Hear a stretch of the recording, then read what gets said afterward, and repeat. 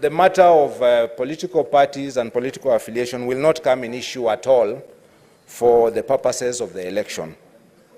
In the manner that I am going to explain, we will have an election in which the ballot boxes will be here and the ballot papers will be given, and the election will proceed and we will count accordingly. I am unfortunately unable to entertain further points of order now. It is appropriate,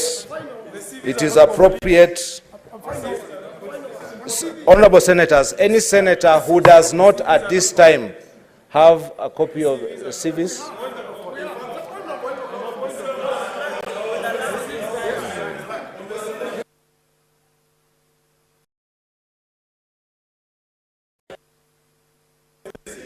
Mr. Clerk, the business that we are about to undertake is very important. All the senators who are in this House went through a very rigorous vetting process before we were cleared by IEBC to run for our respective elective seats. Mr. Clerk, I've just raised a point of order, and you have directed that I be supplied with the CVs of all the candidates whom we are about to elect as our Speaker. And I want to thank you that your order has been complied with, and I've now been given 6 CVs. But what is worrying me, Mr. Speaker, and I seek the direction of your office, is that the CVs have been given don't have very critical Chapter 6 clearances. Mr. Speaker, before we proceed to elect someone to sit in that office, these CVs should be accompanied by clearance from Ethics and Corruption Commission. We need to know, if you don't respect Chapter 6, that's up to you. On this side, Mr. Clerk, the CV that have been given, the CVs have been given. Please, honorable senators, let us listen to Senator Okongo Mogeni in silence. Senator Okongo Mogeni, please conclude in 1 minute. Your point is made adequately in 1 minute. Mr. Speaker, I don't know why my colleagues thrive in shouting. Listen to me. I'm raising a address the chair. If you don't respect integrity on that side, Senator Mogeni, address the chair. Mr. Speaker, address the chair. Mr. Speaker, we cannot proceed to elect a Speaker to sit in that office before we are satisfied as senators that they comply with Chapter 6. I expected, Mr. Speaker, that's why I raised the point of order that I needed to be supplied with CVs. I need to see a certificate from Ethics and Corruption Commission. We need to see clearance from KRA. We need to see a certificate of good conduct from DCI. Mr. Speaker, we cannot proceed, Mr. Speaker, Bwana Clerk, to elect a Speaker to preside over a house of people who have complied with Chapter 6, whereas that Speaker himself or herself has not complied. So I'm requesting, Mr. Speaker, that in addition to the CVs that have been provided to me or to our senators, we get all Chapter 6 documents, Mr. Speaker. Honorable senators, I will allow one response on this side, Senator Cheptumo, and then I must make a determination.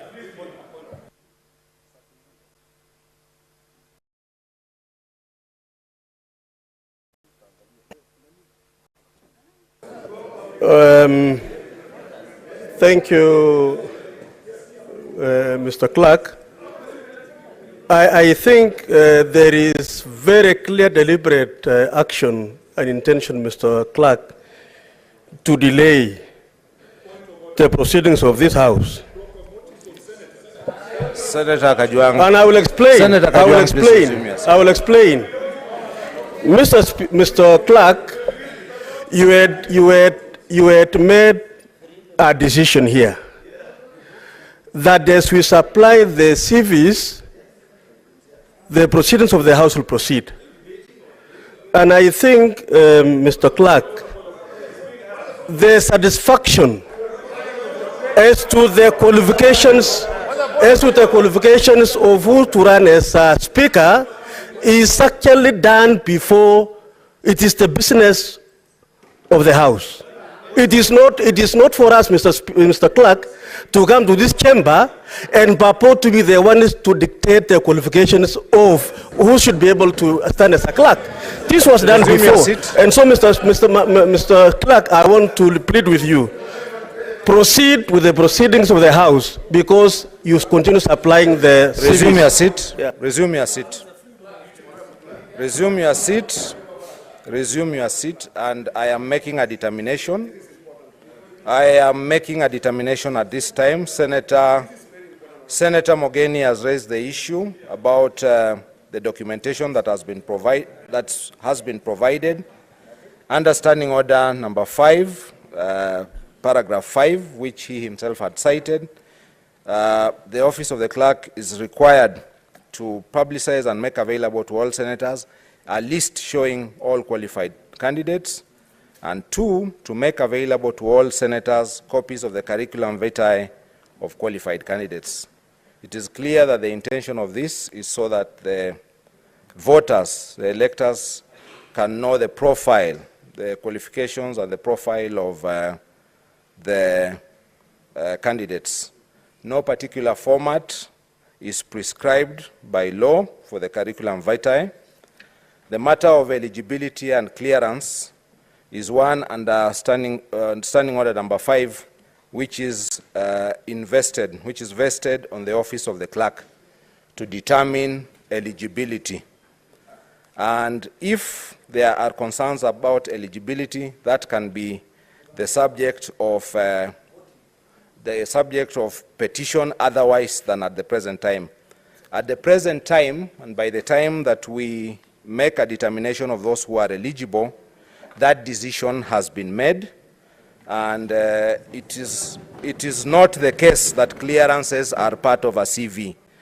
The CV, as we understand it, and we certainly have not required that clearances be part of the CV. Any clearances that were required, and if or whether they were provided to the office of the clerk, is a matter for the office of the clerk to have made a determination before determining eligibility. That determination of eligibility having been made, the curriculum vitae having been provided, the curriculum, and any senator who does not have copies of the curriculum vitae, honorable senators, it should not be the case that any senator is asked to leave the chamber on the day of the first sitting. May I request that if there is any senator who has not received a copy of the curriculum vitae, if you could please raise your hand so that we provide this at this time. No. No. Please.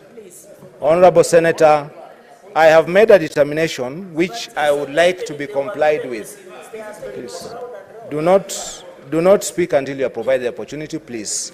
We are providing all senators. Senator Cherarke, please. We want to provide all senators who do not have copies of the CVs to be provided with. At this time, this is the only business which I am dealing with, which is the provision of curriculum vitae.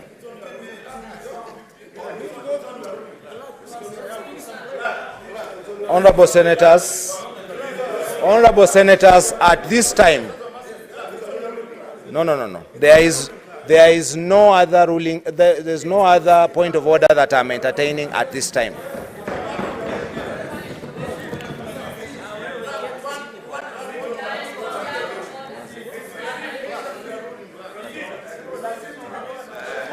Any senator who does not have a copy of the curriculum vitae, please.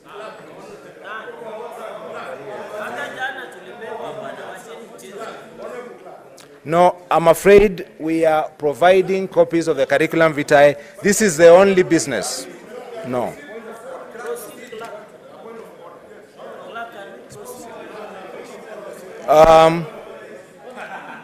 Senator Shakila. Senator Shakila.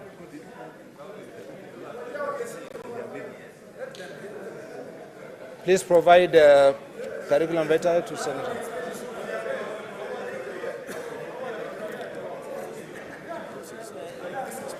Honorable senators, Honorable Senators, we have concluded the business of the administration of oath and affirmation of office.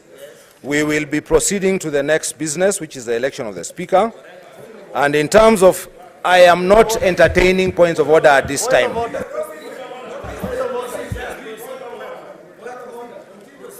Under Standing Order number 4, a Speaker is to be elected when the Senate. A Speaker shall be elected when the Senate first meets after a general election and before the Senate proceeds with the dispatch of any other business, except the administration of the oath or affirmation of office to senators present. Please, I will